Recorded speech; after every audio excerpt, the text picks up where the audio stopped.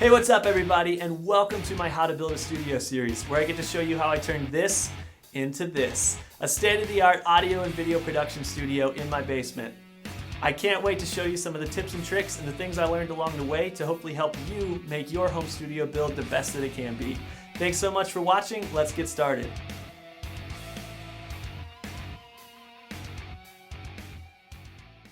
Alright guys, I'm going to do a little demo here of what the soundproofing is like here at Cooper Studios. So when I talk about the different techniques and show you what I've done, you have a reference for how much of a difference that's making. My lovely wife Hannah is going to walk around the studio here. She's got an F1 recorder from Zoom that is set to the same gain structure and the same sensitivity the whole time. So it's going to be really loud right here, and as she goes into each room, it's going to get quieter, and it could get really, really quiet on the recording for you guys. And that's just showing the actual difference between here and there. The volume on the mic is never adjusted. And I'm just going to play some drums. So let's see what happens.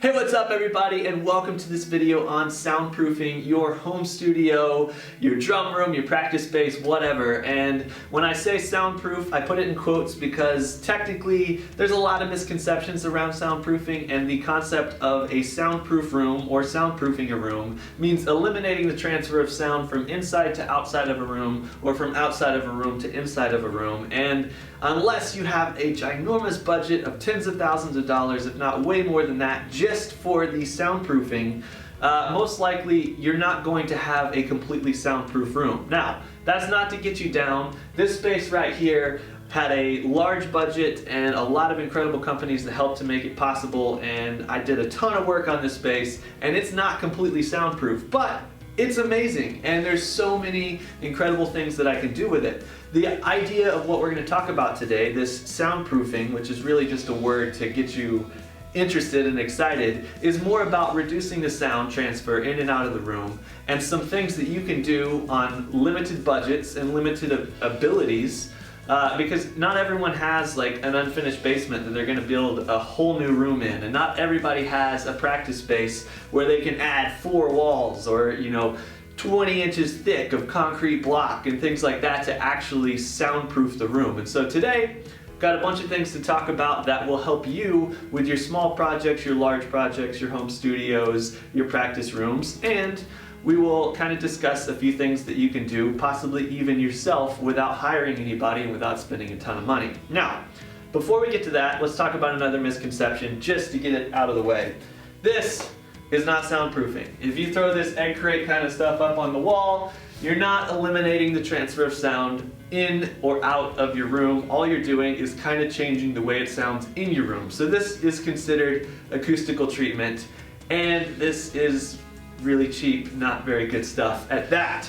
Also, if you see these all over my room, these are acoustical treatment panels that are professional grade. They're from Acoustic Geometry, and they're not soundproofing either. They are acoustic treatment, so they help the room itself sound better.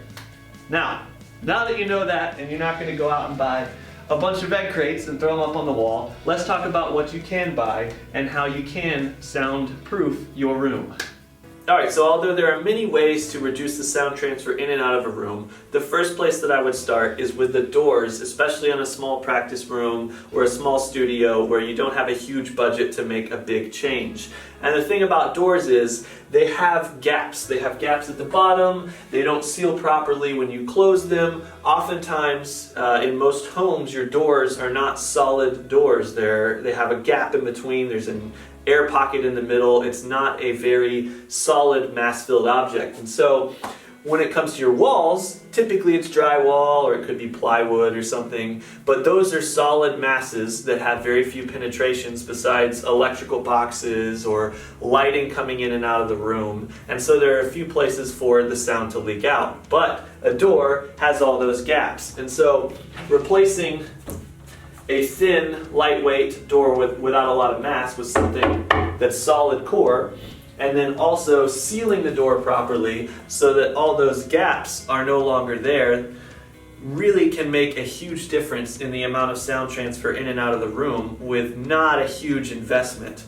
And so one way to test your door is to take a bright light, like a flashlight, and shine it from inside the room to the outside of the room, and check where it is that the light comes through. So if you see your light coming through on the sides, that means that it's not sealed properly. If it's down at the bottom, that means that you have gaps on the bottom of your door and it's not sealed properly there either.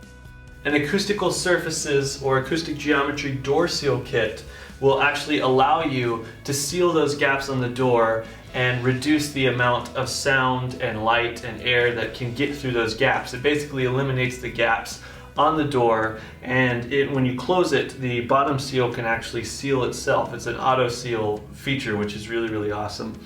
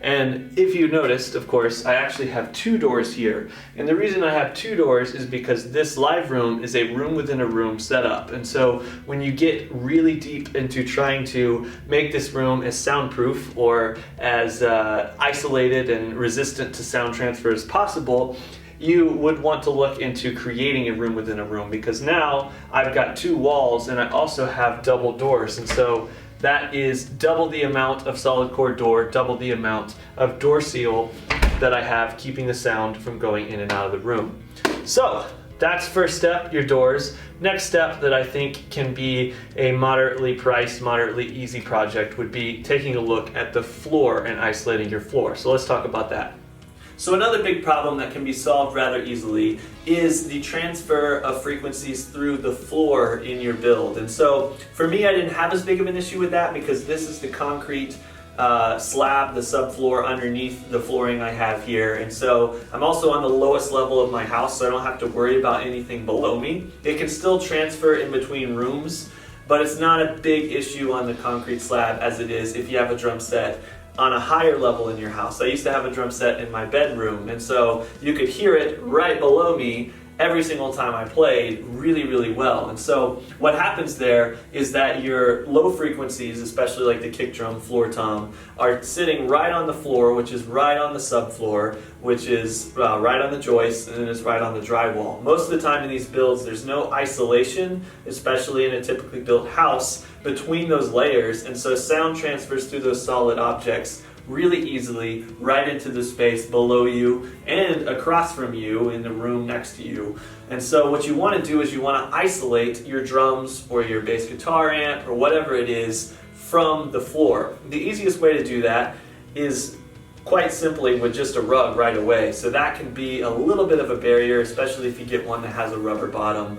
But that's not going to make a huge impact. A bigger impact will happen if you can build a raised floor or a small stage that has rubber gaskets underneath it to isolate it from the floor below it. And so in a lot of builds, you'll have the live room of the studio actually raised up 4 to 6 inches, and then underneath those 2x4s you'll actually find rubber isolators that keep it from touching the floor right below it. And so what that does is it limits the transfer of the low frequencies through the solid objects directly into the floor, and thus reduces a big chunk of the transfer of the sound that you are trying to eliminate. So the floor can be a big issue, but it can also be solved rather easily without a huge expense as compared to something like your walls are transferring sound. But we can talk about the walls next. Alright, so what can oftentimes be the most beneficial, but also the most expensive, most difficult, and biggest project to soundproof or reduce the sound in your rooms and transfer between them is your walls and your ceiling. And so in many cases, doing something big involves drywall work, oftentimes it involves framing, and really it can get expensive quick. But if you really want to reduce the sound transfer between your rooms, the walls and the ceiling are where you're going to have to put in that budget and put in that effort. And so in my live room, this is the only room within the whole build that I did this, but I did a room within a room. And so what that looks like, and I'll show you some shots from the actual project. We're now right inside the live room in my studio, which is where the drums are going to be. A lot of the loudest instruments that I record live are going to be in this room. And so you can see this is the wall between the live room and the control room. And so what's going to happen is there's going to be drywall right here. Then I'm going to have that air gap, and then I'm going to have drywall here and the Safe and Sound insulation in between these studs. You've got 2 separate walls. You've got 3 layers of the Soundbreak XP 5/8 inch, and I mean, the sound does not travel through the wall. Right now, the only spot that leaks sound between these 2 rooms is the doorway here, which doesn't have doors in it. So if I go down there and I knock on the wall, you hear the sound around the corner, but not through the wall. So this is going to be a huge part of being able to mix in this control room right back here while I play drums in this room over here. Your typical wall, which normally separates your 2 rooms, but then another wall away from that first wall that is acoustically isolated, it's decoupled, and what that means is that those 2 walls don't touch, so the sound transfer can't go from solid object to solid object, from drywall to a stud to drywall to stud, etc., etc. It's decoupled, it is isolated from each other, and there is another layer of drywall. That is where you're really going to start to find the large benefits if you're trying to actually basically completely reduce the sound transfer between 2 rooms. You need that room within a room setup. But one of the biggest things can actually be your decision in materials when you go to build a room. Even if you're just going to do 1 layer of drywall, if you use the type of drywall that I used in this project, it can bring a huge benefit to you. And so what it is on the wall here I have Purple Soundbreak XP from National Gypsum, and what this product is it's actually 2 layers of drywall acoustically separated by a polymer that helps to decouple those 2 layers of drywall and makes it harder for sound to pass through. It's also 5/8 inch thick, which is thicker than your typical 1/2 inch drywall by a little bit.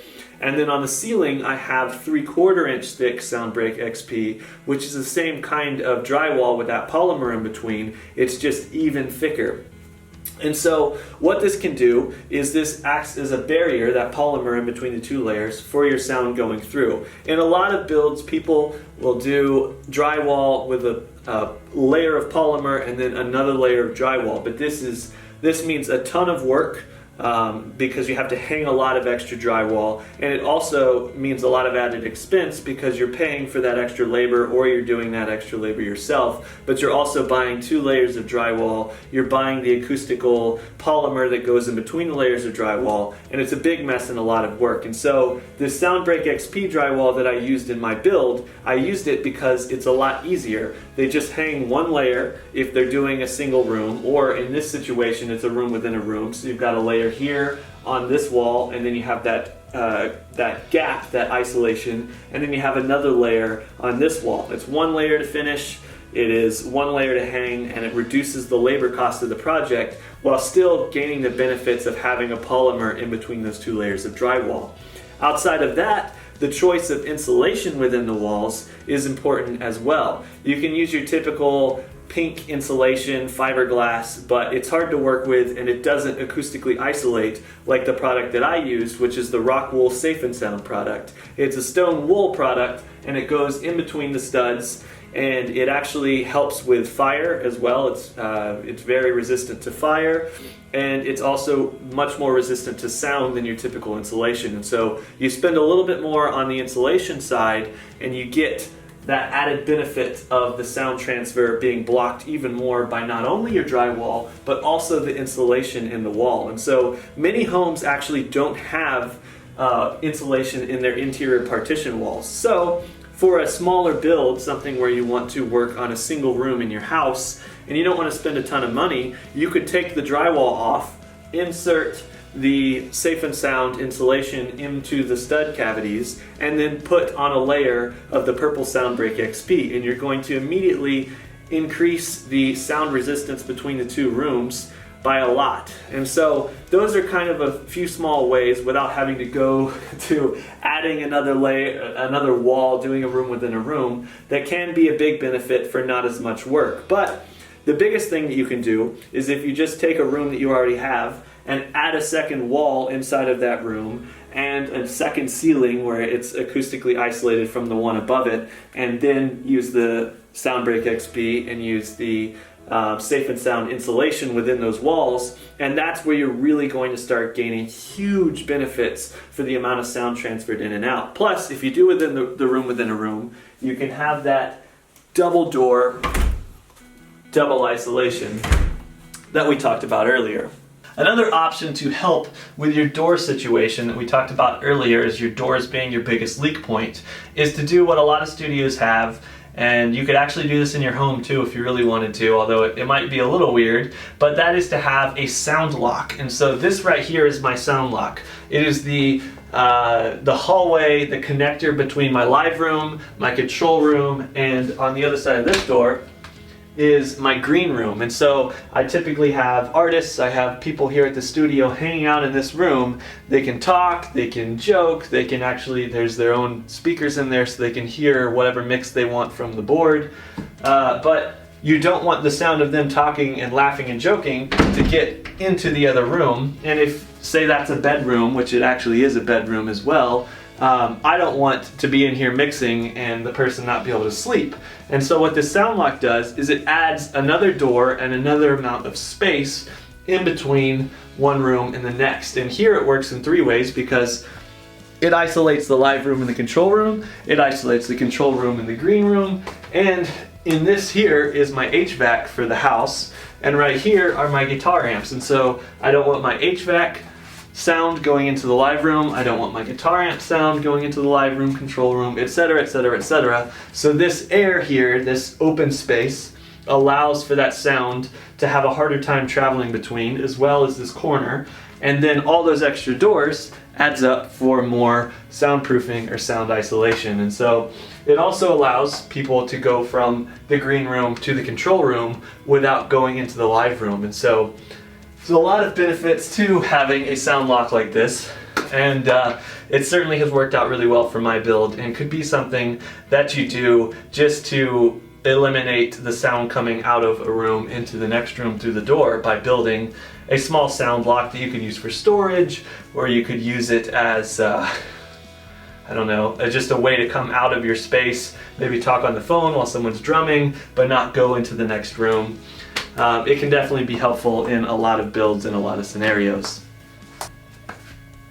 Alright, so if you're a guitarist or a bassist or anyone who uses an amp or a speaker for your sound source for what you play, I actually have really good news for you, because you don't have to do a lot of the huge projects that we talked about before, as far as room within a room or building stages or adding drywall and insulation. You can actually do that room within a room concept by building an isolation box for your amplifier. And so in this situation, I've done built-ins, so these are part of the property now.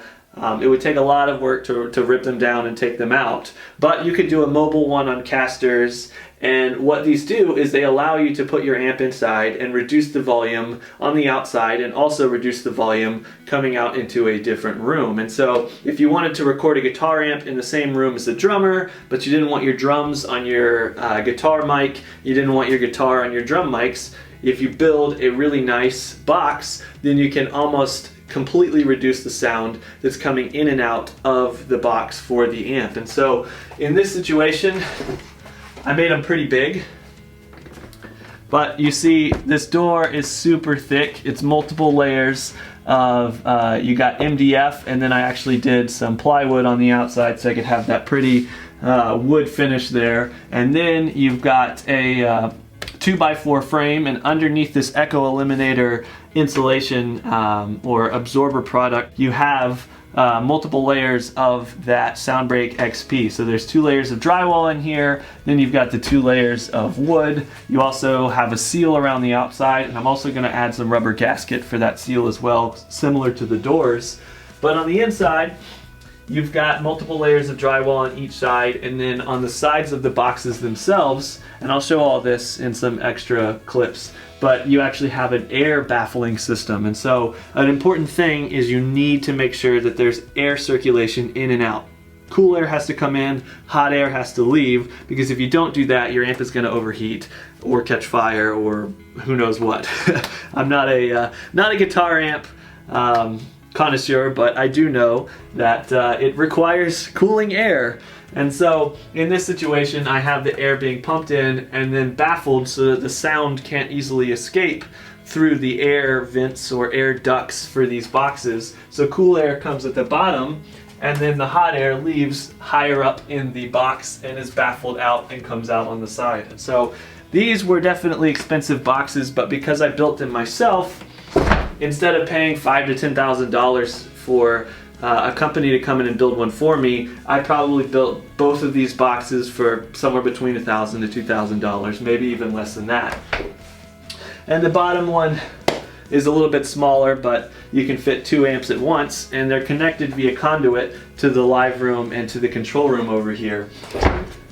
And I think they actually turned out looking pretty nice. So I also use them for storage when I'm not using guitar amps in them, and they turned out really cool. But they can be a huge factor in reducing the sound transfer for a guitar amp or a bass amp or whatever it is that you use as a speaker source. Alright, so I had a little helpful tidbit for the guitarist that doesn't require a whole room transformation. So I wanted to have a helpful tidbit for my drummers out there. You can actually take an acoustic kit and you can transform an acoustic kit into an electric kit like I have done here, where you've got normal drum sizes. You can set it up like you normally set up your kit, and it's just like electronic pads that replace the normal drum heads. And so these are the TrueTrack drum heads from Pearl, and they're connected to the Pearl Mimic Pro module. So I can play this in a low volume setting, and I can also still play it like a drum set. I can record it like a drum set. And these are the Zildjian Gen 16 cymbals, which are acoustic electric hybrids as well. You can have little condenser pickups here that send sound to a DSP module, and you can transform the sound that you play and record, but they're also much reduced volume, so you can practice and play and they feel like normal cymbals. And the other alternative is using this or low volume cymbals with silent stroke heads, which I also have demoed here, where that reduces the volume greatly inside of the room and into outside of the room, just like using an electronic kit does. But it still feels like a normal acoustic kit, and it's much less expensive than transforming an acoustic kit to an electronic kit. You just don't have all the same options as you do when you have a nice electronic setup like this.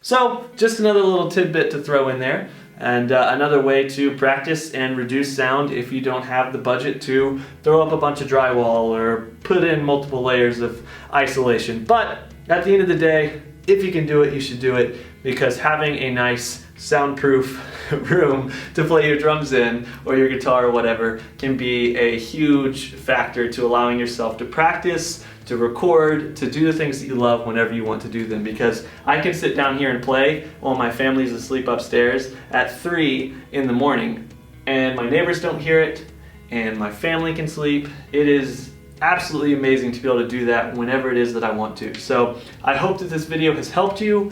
I hope that you click the links in the description and go check out some of the other videos that go more in detail about certain things, like how to install the isolation on the doors, the seals, how to use some of the other products that I spoke about throughout this video. And I hope you enjoyed it. Please leave comments and questions below, and I'll try to get to as many as I can. Thank you so much for watching, and happy drumming, happy music, happy studioing.